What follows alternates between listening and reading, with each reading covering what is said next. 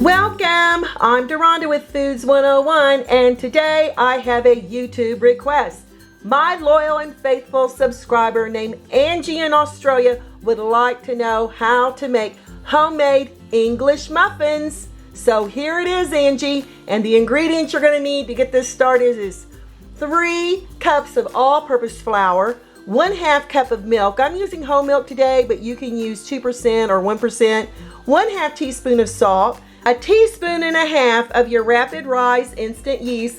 It's about one of these packets, and you just want to measure out 1 1/2 teaspoons, 2 tablespoons of butter, 1.5 tablespoons of honey. Now, that would be 1 tablespoon of honey plus 1 teaspoon of honey plus 1/2 teaspoon of honey, because there's 3 teaspoons in a tablespoon. 2 tablespoons of cornmeal and 1/2 cup of lukewarm water. Now, if you touch it, it's warm to the touch. If you touch it and you say, ouch, it's too warm. So what we're going to do first is we're going to add our yeast right into this warm water. We're going to give it a lovely little stir and set this off to the side for 5 minutes until it gets bubbly. Add your milk, your butter, that's your 2 tablespoons, and your honey into a small saucepan. And over medium heat, we're going to warm this until the butter is just melted. We don't want it to boil, we just want to warm it. So over here to the stovetop, add your salt to your flour mixture. Oops, it's a little humid today and some of that salt is stuck down in that little bowl. And then we're going to use a whisk just to incorporate that salt and flour well together, because there's nothing worse than biting into your English muffin and getting a big bite of salt. So it's really important that you really whisk this around very well. In the middle of our flour salt mixture, we're going to make a well. I use a fork, I think that's best. My butter has melted, and if I were to touch this, I'm not gonna go ouch. It's lukewarm, and now as you can see, the yeast is nice and frothy, and we're just gonna pour it right in here. Now, you don't want this butter mixture too warm because it'll kill your yeast. Give this a lovely little whisking. And now here in the center of the flour, we're just gonna pour all those fantastic ingredients in there. And oh my gosh, I can smell that yeast. Oh yeah. Now we're gonna bring in the flour, and we're just gonna incorporate it in with the wet ingredients. And as you can see, I love using a fork. When the dough is well incorporated, it's not going to stick here to the side of your bowl. So we want to keep doing this until we get it well combined. And you can see where it's pulling loose on the sides of the bowl there. That looks absolutely fantastic. Flour your surface generously.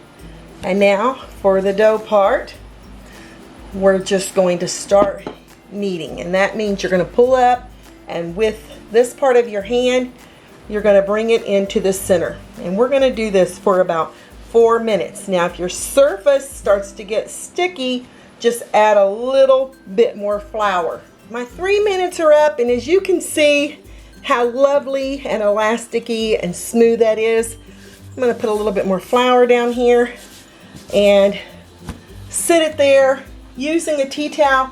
We're going to cover it and let it rest for 10 minutes. While the bread is resting, I'm taking a large baking sheet and I'm going to line it with little pieces of parchment paper. You see how I've cut them down for about 3 to 3.5 inches. And I'm going to line right here on the cookie sheet. And I'm going to sprinkle this with that cornmeal we have. And the reason I cut these little pieces of parchment paper in these little squares is I let each English muffin have its own little parchment square that's sprinkled here with the cornmeal. All right, now this is ready and we'll set it off to the side. The dough has been resting for 10 minutes. I'm shaking off that tea towel, and look how beautiful this dough is. It's a little sticky underneath there, so I'm gonna go ahead and give it a little bit more flour. because now we're going to roll it out into a 1/2 inch thick. And at the beginning of the video, I didn't tell you you would need a little extra flour, but you know, not only you're going to need the 3 cups of all-purpose flour, but you're going to need extra for dusting. I'm going to roll this out to a 1/2 inch thick. So you're going to start from the center and roll to the side. All right, it's kind of like the, oops, I'm getting far away from my camera there. It's kind of like north, south, and then east and west. Just like that. Oh my gosh, I can tell these are going to be fantastic in the way they smell. Oh my goodness, if you could be here in my kitchen. Woo! You're not going to be disappointed with these. Okay, I'm moving my camera as I roll out my dough. Now, everybody who's been watching my show over the last couple of years knows I like to use this 1/2 inch measure here on my wooden spoon. I just got out a pen, measured a 1/2 inch, and marked it. So let's come down here and we'll see. Nope, still a little too thick. Gotta roll it out just a little bit more. Trying to avoid hitting my camera there, sorry y'all. But sometimes it's just gotta happen. All right, 1/2 inch, absolutely perfect. To cut it out, I'm gonna use a 3.5 inch circle. You're gonna make sure you're gonna flour the edges because you don't want this sticking. And now we're gonna go in closest to the edge and go down. There you got it. Almost like making biscuits, but it's English muffins. And I know in Europe your biscuits are like sweets, but here in America our biscuits are like just regular bread. Okay. And there we go. And look how beautiful those are. Oh yeah. Now, just get off the excess flour on the bottom. And now over here on the cookie sheet, you're going to find you one of those little pieces of parchment paper that you've sprinkled with cornmeal, and you're just going to lie it there. And you're going to continue doing this with all of them. See, I mean, it's all right to handle it right now. They're tough because they've not been rising. And again, its own little piece of parchment. These make about 8 English muffins. You can sometimes squeeze 9 out of it. Now for the top of this, we're going to add also a little bit of cornmeal to each of your English muffins. Very simple and easy to do. Like this. And now we're going to cover this with that dry tea towel. And we're going to let this sit for 45 minutes to an hour, depending on how warm or cool your house is. 45 minutes are up, and look how much our lovely English muffins have been rising. Over here to the oven top, I have a cast iron griddle heating on medium-low heat. Now, if you don't have a griddle like this, just use a heavy bottom skillet.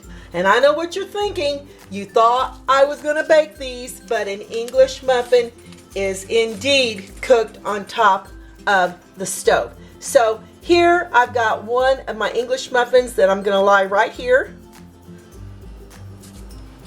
And see, as you know, I love the little individual parchment papers we have. And then I'm going to lie them right here. And we're going to let them cook for 6 to 7 minutes per side. If your English muffins start cooking too quickly and they start getting brown, then go ahead and remove this off your heat. Let it cool down a little bit, because you definitely want these to slowly cook for anywhere from 6 to 8 minutes. And as you can see, this is a pretty durable dough, so I go ahead and shake off the excess cornmeal. And I'm going to add this back here. You want to make sure you do not overcrowd your pan, because these are going to rise a little bit more and you don't want them touching. So I'll be back in 6 minutes and we'll check on them. I've let these cook for 7 minutes, and let's see what the other side looks like. Oh yeah, look how beautiful and golden that is. And we'll just go ahead and flip them over and let them cook for an additional 7 minutes on this side. 8 minutes on this side, and you can see how lovely and golden they are. And I'm gonna lie them over here. Gonna try one of these English muffins. I'm gonna open it up like this, and oh my goodness, look how light and fluffy it is, and I've got to give it a try. A perfect English muffin, y'all.